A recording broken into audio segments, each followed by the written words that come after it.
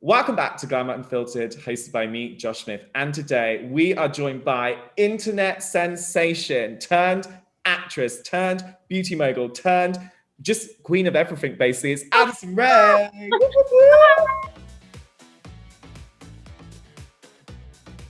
So how are you doing, babe? I'm good. I'm well. I feel like a lot's been happening, but it's all really exciting things. And this is the best time to kind of be focusing on everything I want to do. So, Yeah, it's so incredible. I mean, you have had the year of all years. I'm just going to hit you with some facts. On TikTok alone, you have 4.8 billion likes. That's more people than like China. You have 75.4 million fans. How much has your life changed over the last year?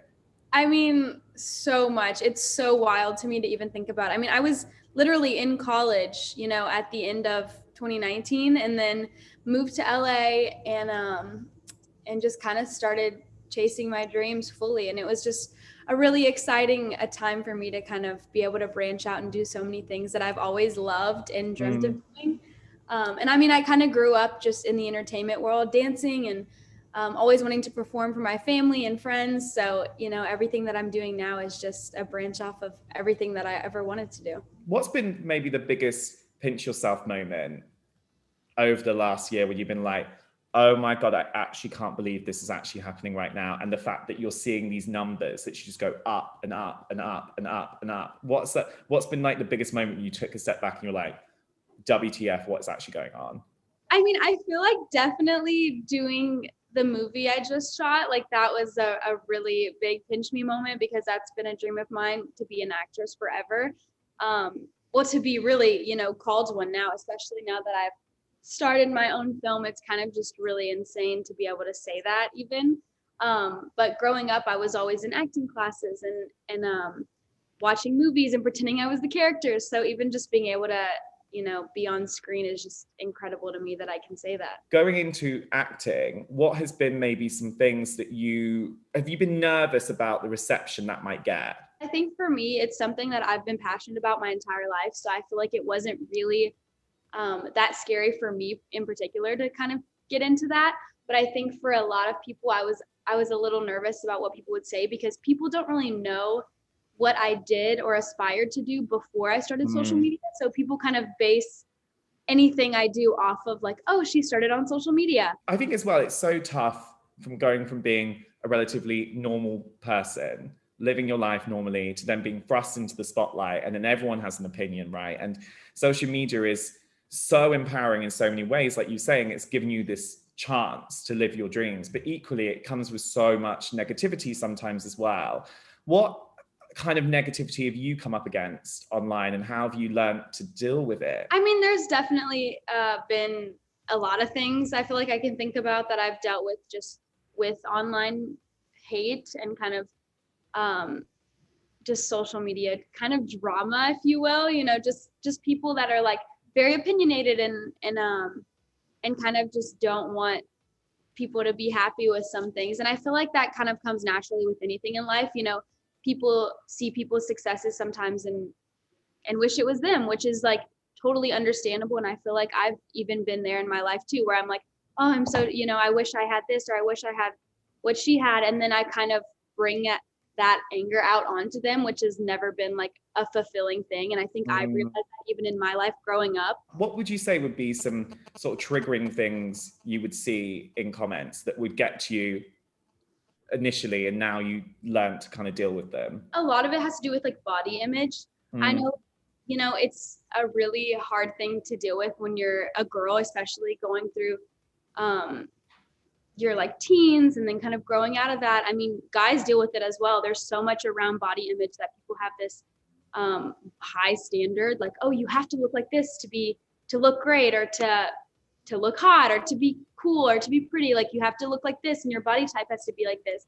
But I think for me, a lot of people have been like, oh, I love how comfortable she is, that she doesn't look like the beauty standard. And it's like kind of a backhanded compliment sometimes, because people will, be like, oh, I'm so glad she's confident that she doesn't look perfect. And you're like, it kind of hurts sometimes when people say that, because it's like, I think everyone's perfect. So why is there some standard of like, oh, this body is the ideal body? Like I feel like there's just so much that I've thought about in the past year that's been like, that doesn't really define me. And there is no standard of perfect because there is no such thing as perfect. How has your relationship with your own body image changed as you've gone through your life? What have been some turning points in that? I'm 20 years old and I feel like my body's always changing, especially now more than ever. So I think it just really comes with me wanting to be my healthiest version of myself. And I think that's what at the end of the day I think about. I don't have to look a certain way to be perfect or to be healthy. It's really just about my body and physically and mentally and emotionally being as healthy as I can. Yeah. You just touched on there, which I think is such an important point, that you use your platform for the greater good as well. What have you used for you? What are you most proud of shedding a light on? And what has kind of been some turning points in you realizing A, you had a voice, and B, how to use it? Anytime I see something going on, I like to really read into it before I speak on it, because I don't want to be speaking about things I don't really know about or understand. And I think that's a really important thing for people to understand as well, because I think a lot of people, will be like, why isn't someone speaking on this or this or this? But we don't necessarily know everything about everything. So you have to kind of do your research and understand exactly what you're speaking about, and then doing that as, to the best of your ability. Because for you as well, there's so much, I think we're all under a massive level of pressure right now in the context that we're living in. But I think with social media comes so much mental health pressure as well. What has been some sort of turning points in your mental health journey and your relationship with your own mind? There's this one quote that I love, and it's comparison is the thief of joy. And I think that's so true, because it's, when you start comparing yourself to someone, you're just asking to really be upset about it and understand that, maybe yours, whatever, doesn't look like their whatever. And I think that just is a big part of like stealing the happiness out of you, because you're comparing yourself to something that you will never be, because you're only you. And it's a process, isn't it? And you actually do have to work on it. How do you work on it? I think there's so many things. I even started seeing a therapist because I feel like that was really helpful, just to, not feel so down about myself. Even just self-worth. I think self-worth is a big thing that I've been working on the past few months even, because it's definitely a real struggle, and it does affect you in your daily life, having not very high self-worth. And I think that's something big that I want to work on, and therapy is a great way to do that, and kind of also an outlet to kind of speak on things that are bothering you, and internally, even externally, just being able to have someone to talk to has been a big thing for me.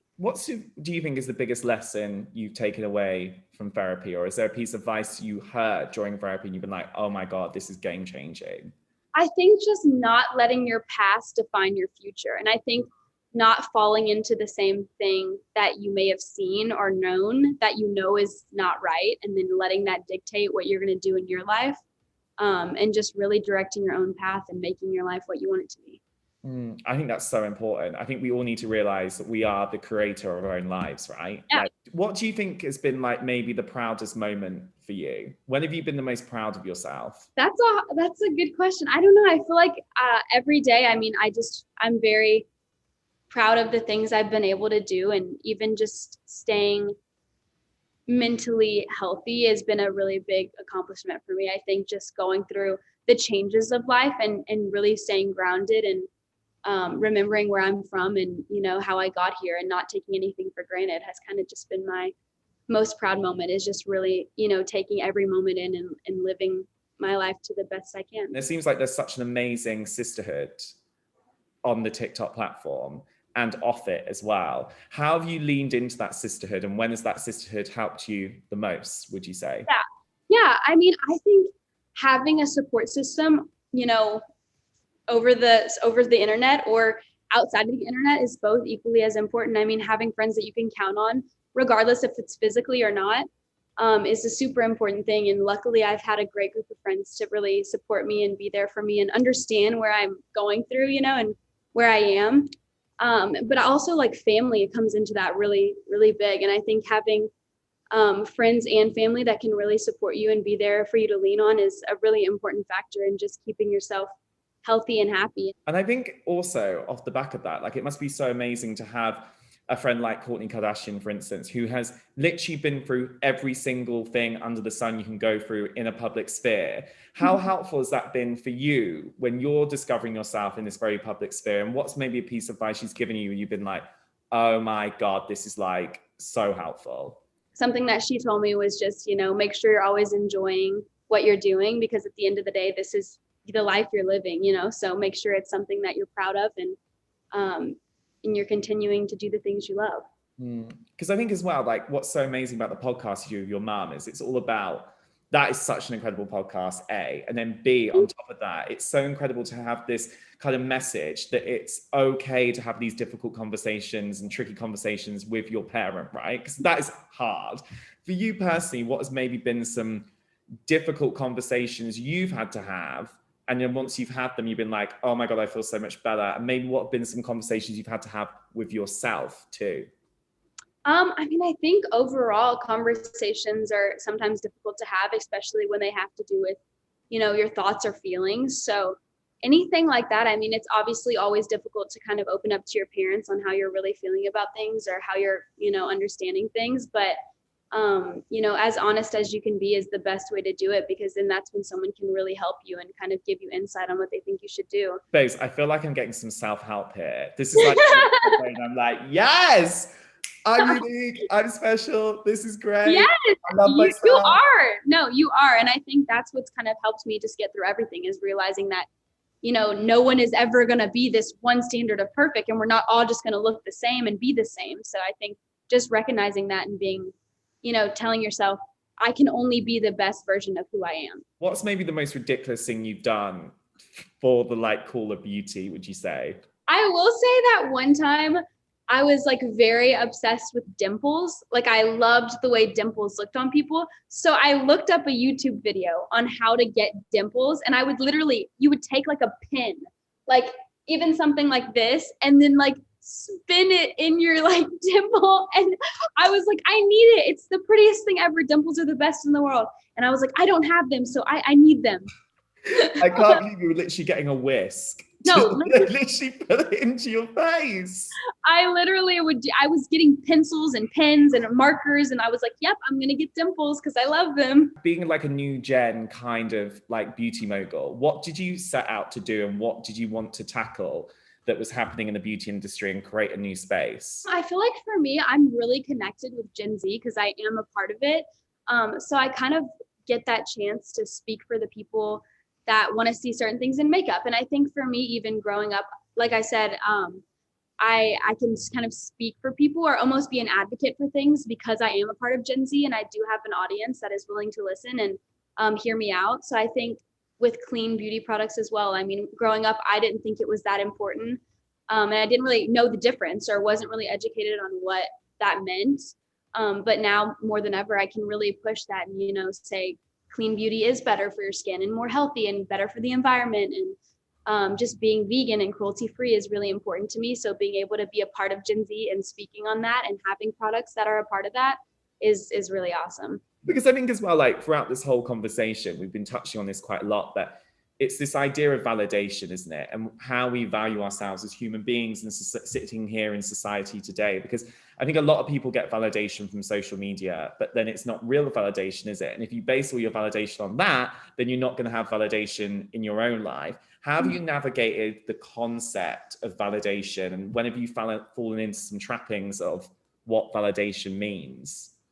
I think that's a really tricky thing too, because it's like, obviously when I post, I want to make my audience happy and really like my content. But at the same time, I can't constantly base what I'm doing off of someone's reaction because it may not be what makes me happy, so it really comes down to finding that middle ground in everything you do. Like, I want to make the people around me feel as happy as they can, but I also need to make sure I'm feeling happy doing it as well. And that kind of just comes with making sure you're always doing what you love. So then doing what you love can result in the people that love that as well to be happy. Do you feel like in doing that, you kind of got rid of some of the pressures that society puts on you in some ways? And what kind of pressures have you felt like you've been put under at different times in your life, do you think? Yeah, I think just in different things overall, even growing up as a dancer, it's like there's always, comparisons and people are like, well, if you're this age, you should be at this level, or if you're on this team, you should be at this, ranking. And I think that kind of just falls into everyone is on their own terms about everything and kind of going through their lives in different stages, and no one is on the exact same path ever.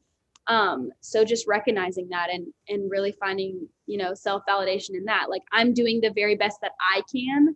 So that's all I can do. Sitting here with that knowledge, if you could go back to a time in your life and be a friend to yourself, when would you have wanted that to be? And what would you have said to that younger you? Even, when I was younger in high school, even going through breakups and in college and things like that, in the short time that I was at college, don't get me wrong, it wasn't very much time, but, just being there for me emotionally when I needed that. And when I didn't have someone that I felt like I was comfortable enough to talk to about anything, just really recognizing that if I go back to what I value most, and if I go back to the things that I really want to feel in life and accomplish in life, then at the end of the day, that's what's most important, because we never know how long we're on this earth. So really getting your priorities straight mentally and emotionally is a really important thing. And I think as well, people will look at you and think this is an overnight success. This has been amazing, like this meteoric rise, but they won't see the no's or the negative situations that happen to get you to that place.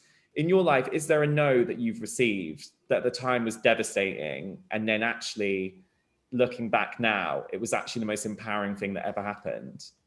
I feel like there's always obviously like trials and things that you go through in life that are really difficult. But I think one for me that really stands out is whenever I went to college, I was trying out for, or before I had went to college, so my senior year, I was trying out for the college dance team, and I ended up not making it. And then about 4 to 5 months later, that's when I had started social media and TikTok. And then all of a sudden, out of nowhere, I was posting all the time and then getting, likes and views and followers. And then I was like, okay, maybe, what I thought would be my life turned into something different. And now I get to pursue all those dreams that I initially had without even doing what I had thought was going to get me there. Sometimes the road you didn't think you were going to take is the one that you do. And you're glad that you did. And honey, you just keep driving down that road, full steam ahead, slaying left, right, and center, because I think it's been amazing talking to you today. And I feel like I'm going to take a lot away from this. I'm going to be like self-loving left, right, and center now. Yes, that is what this time is about.